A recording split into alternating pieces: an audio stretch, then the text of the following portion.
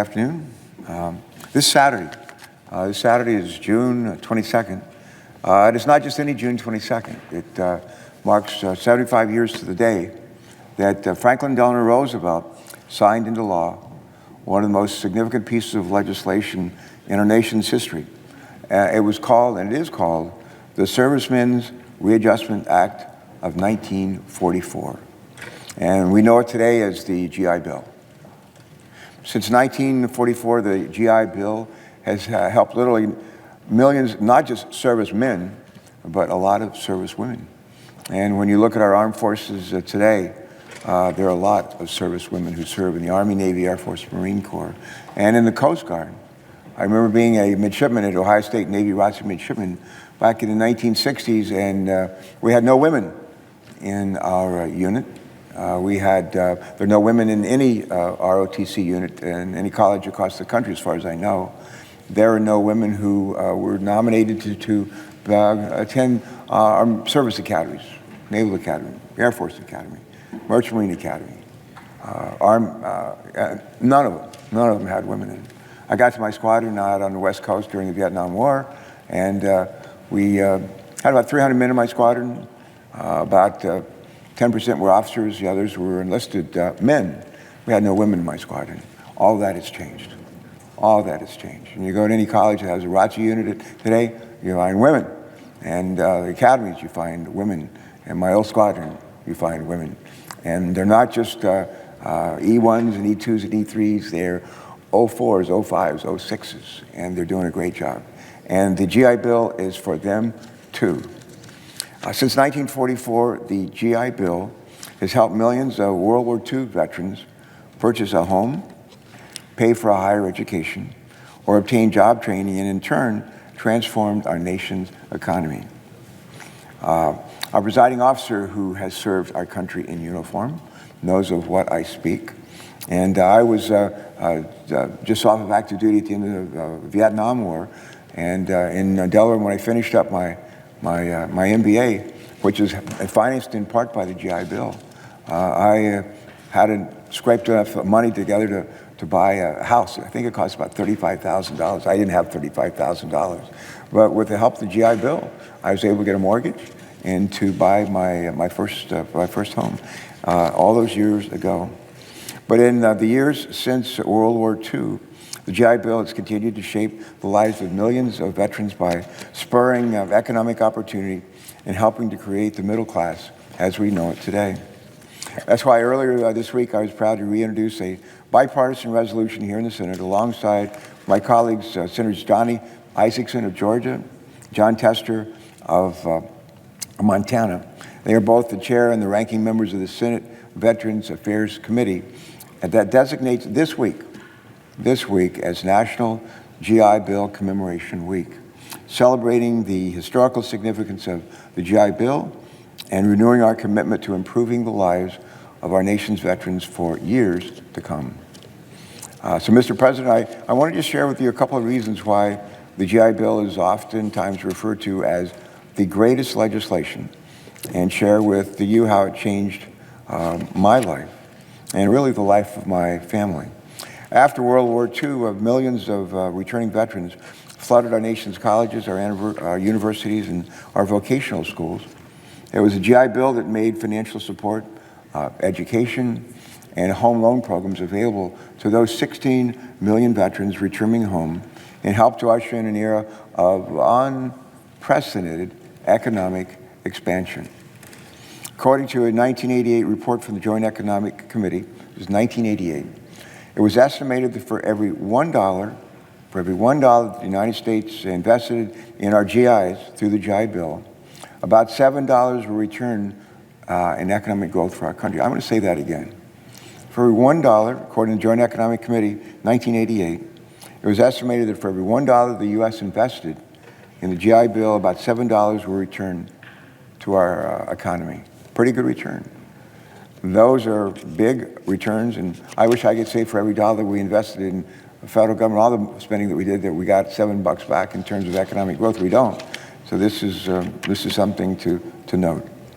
But thanks to the original GI Bill, 450,000 engineers, 240,000 accountants, 238,000 teachers, 91,000 scientists, 67,000 doctors, 112,000 dentists, and thousands of other professionals entered our country's workforce. And many folks who entered the workforce with skills in the building trades and assembly operations, you name it. It's truly, the GI Bill truly democratized our higher education system.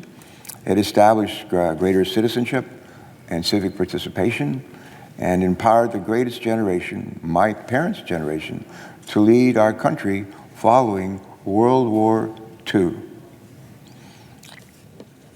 Mr. President, I think I have shared this story with you, so I'll ask you to bear with me, but others listening or watching may not have heard this. But at the end of World War II, my dad had been chief petty officer in the Navy and served till the end of World War II and a little bit after that, and served many years after that as a chief petty officer in the Naval Reserve for, I think, about 30 years in all. But he came back and went before he went to work, he took advantage of the GI Bill. And he had a real knack for fixing things, building things. He was just very skilled in that regard. He had a high school education. My mom graduated from Shady Springs High School in Beaver, West Virginia. And they were married during World War II, and my sister was born in 45, and I was born in 47. But my dad used the GI Bill, he once told me, to learn how to fix wrecked cars, how to be an auto body repairman. And he ended up working in a Oldsmobile dealership in Beckley, West Virginia, Burleson Oldsmobile. And using the skills that he gained from the GI Bill.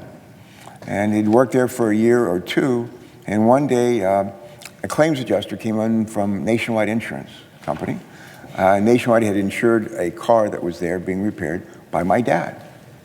And the claims adjuster talked to my dad about the car and how it was coming. And somewhere in that conversation, the fellow from Nationwide Insurance said to my dad, you could do what I do. And my dad said, you mean be a claims adjuster for Nationwide Insurance? And the guy said, yeah, you could do that. So you got a lot on the ball. 2 years later, my father was a claims adjuster for Nationwide Insurance. And he continued as a hobby to repair wrecked cars.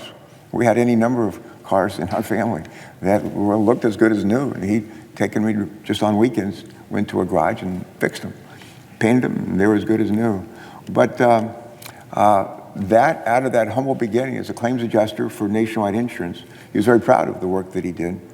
But he ended up 25 years later as one of the top instructors for Nationwide in their home office in Columbus, Ohio, teaching all the claims adjusters from across the country for Nationwide how to do their job as adjusting claims, working on claims.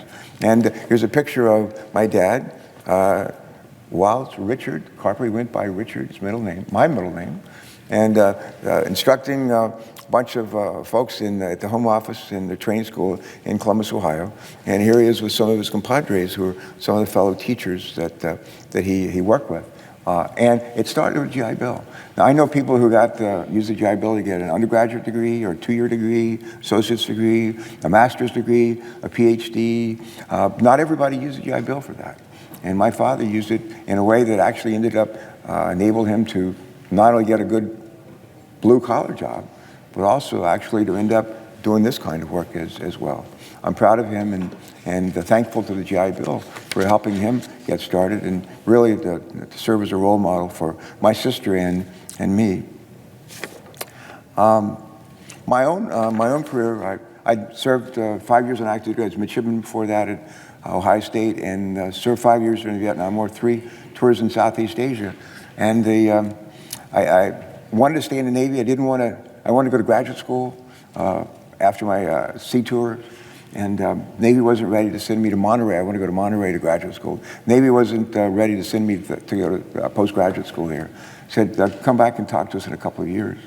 And so I said, I want to go to graduate school. So I surrendered my regular commission, took a reserve commission, and moved from California to Delaware, the University of Delaware, and enrolled on the GI Bill to go to graduate school. And the next weekend after I showed up at Delaware, I drove up the road to Willow Grove Naval Air Station in Pennsylvania, north of Philadelphia. And they were just getting Navy P-3 aircraft. So I'd been a P-3 aircraft mission commander during the Vietnam War. And I said, are you looking for people who might help train these sailors at Willow Grove to how to use these P-3 airplanes? And they said, we need some people, and we need some help.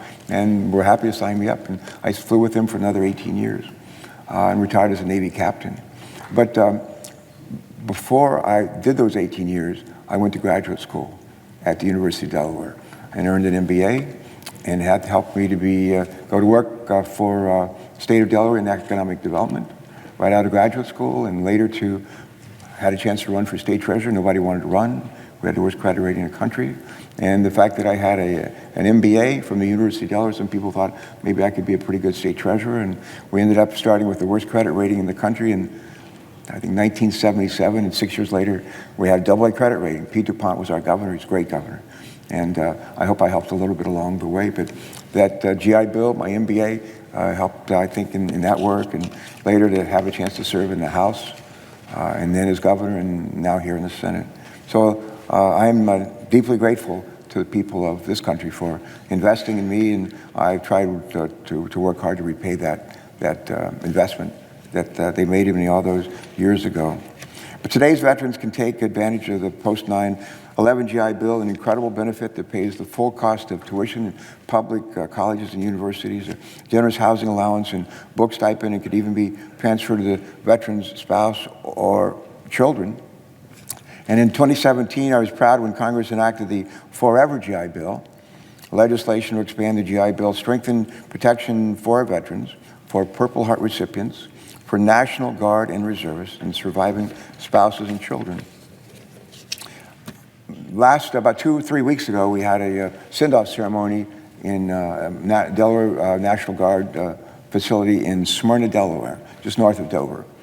We had 20 or so National Guardsmen and women. They were about to ship off for Iraq and other surrounding countries in that part of the world.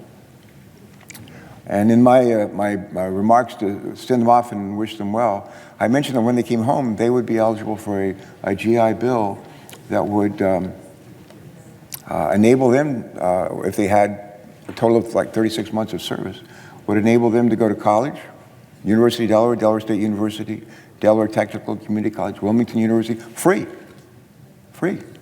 no tuition, books paid for.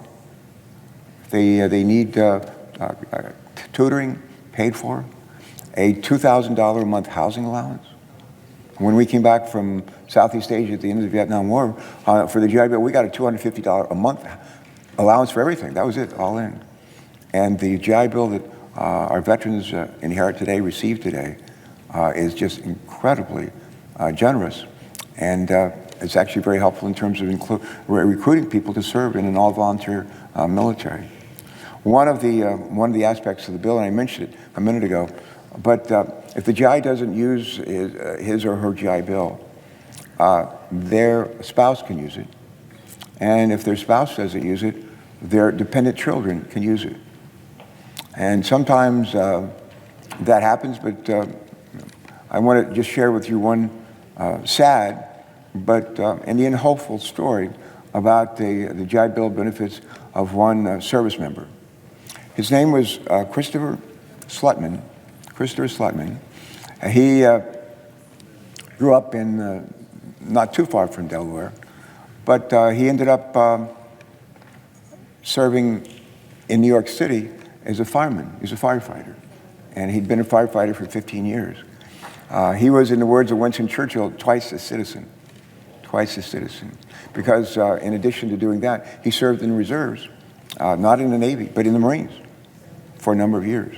His unit was activated, he was activated, it ended up in Afghanistan on active duty. So he took leave from his day job as a firefighter in New York City to put on a different uniform and ship out with his colleagues to go to Afghanistan. And he was serving there, on active duty, Marine reservist activated. And one day on patrol in the Humvee that he was in, they ran across a bomb which exploded and killed him, Christopher Slutman, 2 other Marines who were in the vehicle. Several days later, I stood on the flight line at Dover Air Force Base along with Chris Coons, my colleague here in the Senate, Lisa Blunt Rochester, our House Representative, our only U.S. representative at large Congresswoman, and our Governor John Carney, the Secretary of the Defense, the head of the Marine Corps, and a lot of other people. We stood there with 3 families of those 3 Marines who died. One of the people in the families, among the 3 families, was Christopher Slutman's now widow. And Shannon Metcalf Slutman, who has earned 3 degrees herself from University of Delaware, undergraduate, master's degree, doctorate degree, was there, and her 3 daughters were not. I think it was late at night. They were probably home and probably in bed. But when Christopher Slutman died, he left behind a widow, and he left behind 3 little girls, ages 4, 8, and 10. His wife doesn't need to go to school any further. She's educated well beyond my dreams. And but you know what? They have 3 daughters. They have 3 daughters.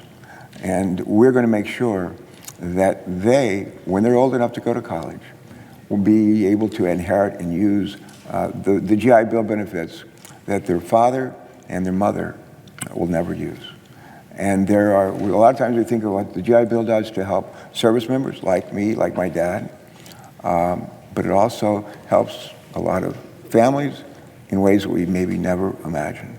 And I think as we celebrate 75 years, we celebrate the gift that this legislation provides to those survivors, in this case the 3 Slutman girls, as they prepare to face the world without their father.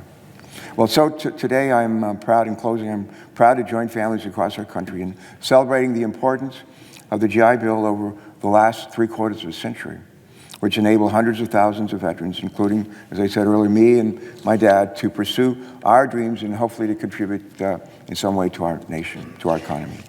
This week, we reaffirm our commitment to make sure that every veteran today has a similar experience, maybe even a better experience than we had, and gets the most out of their hard-earned GI Bill benefits. So I want to ask all my colleagues to join us today here in this chamber and across the country in wishing the GI Bill, let's see if we can you just push this up here? Thank you. It's not every day we wish a bill or a law a happy birthday, but this is a big one. And we wish the GI Bill a happy 75th birthday. And here's to another 75 years of improving the lives of our nation's veterans. And with that, I yield the floor. Thanks very much.